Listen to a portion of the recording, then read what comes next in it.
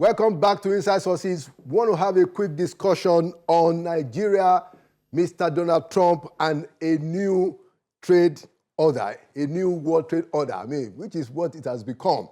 To join me in that conversation today, I have two important Nigerian public intellectuals, including one that is based abroad in the United States, Professor Nimi Wariboko, the Walter G. Moelda Professor of Social Ethics and the Director of African Studies in the Boston University. Professor Wariboko, you are welcome back to Inside Sources. Yeah, thank you for having me back. I'm really grateful. All right. And of course, for the first time, welcoming Dr. Emeka Okengu, my brother, development economist and former World Bank consultant. You're welcome, Dr. Emeka, to Inside Sources. An honor to see you. It's been a long, long while. It's great to be here. Thank you for coming. Thank you for having me. All right. So let's start with Dr. Emeka. You are a development economist. Yes. So can you tell us, in a very short stage, what is your own understanding of how Nigeria can turn this Trump tariff debate issue into an opportunity? Let's start there. Let me start with what I think you're very comfortable with. It's a four-letter word, ERGP. Okay, tell Nigerians what that is. Okay, Economic Recovery Growth Plan. Okay, it was a program that Nigeria as a country embarked on, I think between 2018 to 2020, sometime like that period. And what he was supposed to be doing, or what he did, was to identify very clear alternatives to our dependence on what you call the Dutch disease. And ERGP Lab had gone into almost every aspect, every area of our economic life, and identified projects that were now consummated, mostly, on PPPs or concessions. Yeah, PPPs, private partnership and concessions. So they were not contracts. They were economic development pathways, that government had evolved. And that was captured in what you now called the National Master, Infrastructure Master Development Plan that now gave rise to the midterm, National Development Framework that was supposed to be running between 2021 to 2024, and then another one that was to run from 2024 to 2030. Now, this was supposed to be some preparation, this is where we are, this is where we're going. I can tell this because I was involved in one of the major outputs of the ERGP lab systems in Nigeria. There was a program called the Bioethanol Cassava Value Chain Project. Now, when the Office of the Vice President, which was handling the ERGP then, adopted it, you had 60 universities that had signed on. He had developed a national policy for our bioeconomy. He had gotten us as, being recognized in the global economy of having the capacity for bioenergy and bioeconomy. He had, all zones in this country, partnering or keen into it. And he had 3 or 4 major outputs that I'd like to discuss because it is all about this tariff. One, it was supposed to be making us, bioethanol dependent or bioethanol independent. And if you know what bioethanol can do to a country vis-a-vis its energy needs, you'll be shocked. It was supposed to be making us food sufficient in one of our greatest staples, cassava. And may I tell you, Laolu, one of the listed, materials as, pushed this inflation is cassava. So as far back as 2018, government had identified under the ERGP that cassava was a very major staple, has about 6 or 7 or 30 derivatives, and then had the capacity, and I'm going to be resting on this, to start making livestock feed from the waste of the cassava. So if you're talking about impact, if you're talking about what does this mean for Nigeria, it's a wake-up call, but I hope, we don't have the water over our noses. Because trade is all about something. It's what you're bringing to the table. And then when people talk about tariffs, let me allow Prof to also come in here. It's also important we know that we also have some very crazy tariffs. Please go check our tariff on wheat. Let's take it to Professor Nimi Wariboko. You are there in the United States. I know that you are a professor of social ethics, but I know you're also an economist, before you ventured into social ethics and other stuff. Now, based on what the US president has said, that he's going to do, and specifically regarding Nigeria, what is your understanding of how this affects us, Nigerians and Africans? Thank you, Mr. Kande, for that question. And I really appreciate what the women economists have said. But for us to lay the background, let us, before we look at how it affects Africa or Nigeria, let us clearly look at what is happening in the United States and why is Donald Trump, the president of the United States, doing what he's doing. Because understanding that international context will inform how Nigeria or African countries should respond. Because we're in a very important moment at this time in global history and global trade. And so let me take time to explain that. I will call that what we are dealing with is what they call parallelogram of forces. There are 4 forces that are impinging on what Trump is doing. And if we understand that, we can strategically position ourselves. So the first thing to understand is, one of the first forces is, yes, Trump has some intent, or the public reason is doing that. He wants to encourage manufacturing in this country. He wants to re-establish the industrial base of the United States. So we should understand that. But the second thing to understand is that how his approach so far has seen through the different tariff regime he has attempted to impose. And people will say the approach is bad, because are they really calculated to achieve those aims? And so far, we have not seen that they are deliberate and calculated to achieve those aims, whether in the short run or in the long run. We've seen more of confusion. But the next 2 things I would say, it's really important for Nigeria and Africa to know what Trump is really dealing with.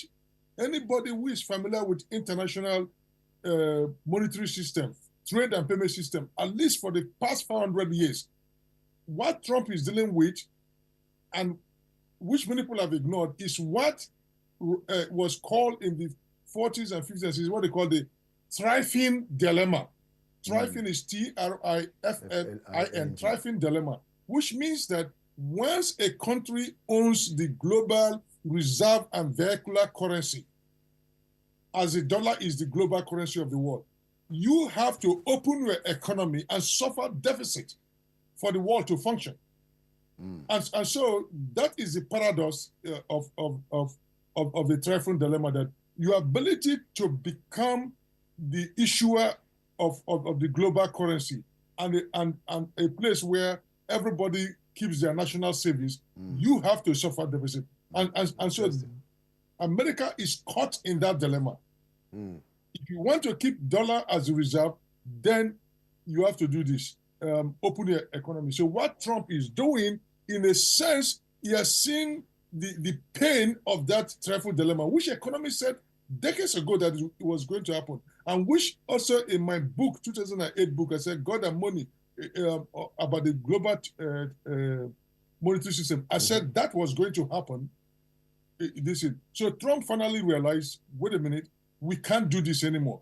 And again, the U.S. running deficit, trade deficit, or so even, has been going on since 1958. So finally, Trump wants to take on. But the irony is that to take up that responsibility, it means that America has to lose its position in the as the issuer of global currency.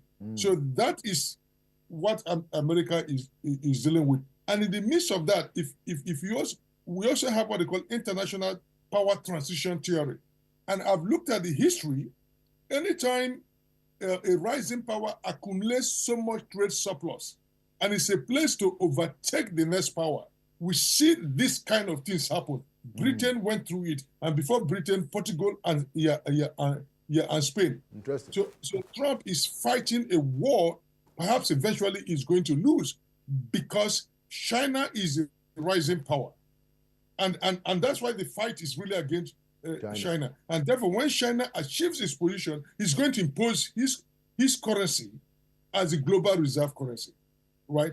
So now, history have shown that when countries are in this position, when there's the moment of transition of global power, it often leads to war. And that is the scary part of the whole exercise.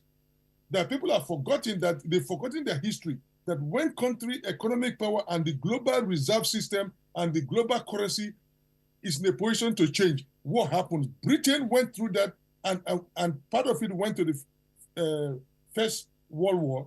America at that point was in a position to take over, but America didn't take over till after the Second World War with the Bretton Woods system in place. So what I'm saying is that we have to understand Trump in that way. And then the fourth force is what I call the uncanny, because we're in a terrifying position in a sense that if this is not handled very well, it might very well lead to not trade war, but physical war, because that is what history has taught us over the decades.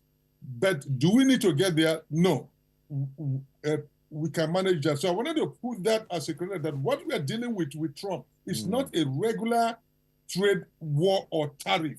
It's a situation of who is going to eventually issue the global currency of trade and payment, and where is the reserve going to be? Because as even Trump is fighting China, let us not forget that China has about $1 trillion of its reserve in the US system. And that is the benefit that America enjoys. Haiti has its reserve in the US. Nigeria has its reserve. Every country saves their money in the US. And why? Because everybody needs the access to the dollar. And so what Trump is fighting is really stopping the erosion of the dollar as the global currency for trade and reserve. And this is the moment we're in. And I want the world to understand that in the way they respond to the Trump administration. Okay, very, very interesting dimension. So we have to try and see how Nigeria can fit into that, So let me just bring it back to Dr. Emeka to make a response, So how do you think Nigeria ought to respond, or Africa generally? Well, you see, you need to understand what they call the politics of international economic relations. And then you also need to fixate it with what you call MAD, the mutual assured destruction. Okay, yeah. Now, what's happening here for me is that people are not seeing a pushback. What I see is a pushback against the BRICS more than I see anything. From the Americans? Yes. Okay. What I see here is this reality that you no longer have anybody who is an underdog. Okay. What I see here is a realization that they had gone too far, too deep in this. America is the policeman and the greatest, nation on earth. Okay. What I see here is that there's a new global order that is not so dependent on the stack up of dollar as it is because of, the cryptos that you have now. So what I see here is that there's a total and complete, disruption, okay, of the world trading and global systems. And then you not at one time need to bring it down to earth. It is no longer about highfalutin words. With what happened in Ukraine and Russia and the amount of disruptions it did, okay, to global supplies of goods and services by just you having one little war here and another crisis at the Suez Canal gave a lot of inkling that every nation is vulnerable. Now, anybody who thinks that America is still that big brother, okay, needs to look at America's debt to GDP. It's one of the biggest, it's one of the highest in the world, okay? You now need to look at American treasury bills. Now, Canada is, with its $350 billion as treasury bills, I think China is holding up to about $1.1 trillion on those bills. Europe put together is holding about another $1.2 trillion or something. I mean, that doesn't make you big. That makes you the giant with the clear feet. And I think it's that reality that something new needs to happen, okay? And that China has been able to create, this new world order, okay, by just saying, okay, fine, you know what? We'll take all the debt, we'll take all the smoke, we'll take all the smog, okay? But we take all the products.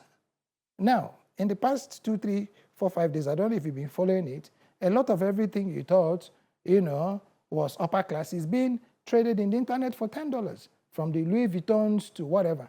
And where is this trading coming from? From where it is produced. Where is this produced? China. So you cannot now think you can muzzle China. You can't. You can't even muzzle India. You can't even muzzle Thailand. You can't even muzzle Brazil. So let's be clear about this. It's going to be hurting everybody. Okay. Truth of the matter is that I read the letter from the president of Mexico, and it's an interesting letter you should read. Try to find it and read it. When they were talking about locking out the 7 billion, and he says, sir, if you lock out 7 billion people, and those are people on the other side of your wall, you know what can happen? A lot can change. Yeah.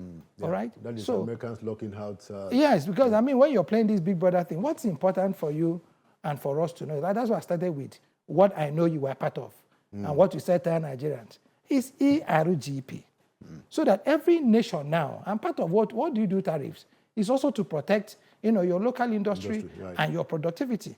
So if you are not understanding that this is the greatest and biggest opportunity, but there are demands, and let me tell you the first demand. The demand is that there has to be a blurring, of false borders. Okay. And a deliberate mapping, a deliberate headhunting of our best, be it where they are. If they are in churches, if they are in mosques, if they are in mountains. Wherever they are. Wherever they are, whatever they do. Now, this come a time in our nation where we need to begin to ask ourselves 3 critical questions. Critical question number 1, if we have over 200 million human beings, Right. are they resource or capital? If they are resource, how do you make them capital? If you have 5 billion metric tons of iron, is it raw material or is it a product? What do you do to now put it as some product you can be able to take to the market? So this is, when I hear about America got into that slide a very long time ago. Interesting. Thank you so much. Professor Wariboko, we give you the last word. So in your own view, based on analysis, what do you think a country such as Nigeria should be doing? Yes. So as the doctor has said, international politics is brutal economic interests. So it's at this point that we seem to be entering a transition to a new global order, and America is doing everything to stop it. It's our opportunity to position ourselves, at least at the minimum, to be the regional power in Africa. We have the resources, we have the talent, but what we lack is good governance system and consistent economic policy. But that is not happening. As long as the ruling class in Nigeria regard the state as their main means of production, it is not going to happen. But this is a golden opportunity that as the world is being recalibrated, we should also recalibrate, resituate ourselves to be that global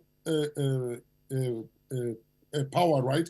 So if Trump is imposing tariff on Africa or Nigeria, I mean, the total trade between US and Africa last year was only about 72 billion, or or so. But US exports 32 billion of that, and Africa exported 40 billion. But that is the kind of trade that we can easily generate in Africa. And take, for instance, if Nigeria organizes its supply chain and all that network, like the way where we are situated, we are about in the middle of the globe, if you look at it. So it's easy if Nigeria become a manufacturing hub to transport to the Latin America or to the Western hemisphere, and also to the Eastern hemisphere, to the Eastern Russia or China. So we're in a place where we could see that if you become a manufacturing hub, we can cut down international cost of transportation. So there are many things that we can do, but as the doctor has said, we are not harnessing the best of our talents. Because I remember in 2011, I was at the central bank during one of the summer consulting when they were still finding out ways to implement the 2020 economic vision. And after that, nothing came out of it. The government that came after didn't implement it at all. And so we're in a situation where people get great ideas, but government come in, government go, nothing is being done, because as long as corruption is the best way to make money in Nigeria, then it's going to happen. The doctor also mentioned about tariff. Some of the tariffs put in on goods in Nigeria, they are not really directed to encourage production. They were directed to protect certain individuals so they can become millionaires and billionaires. So our tariff were not really directed at producing anything, was to create a monopoly market for certain powerful individuals.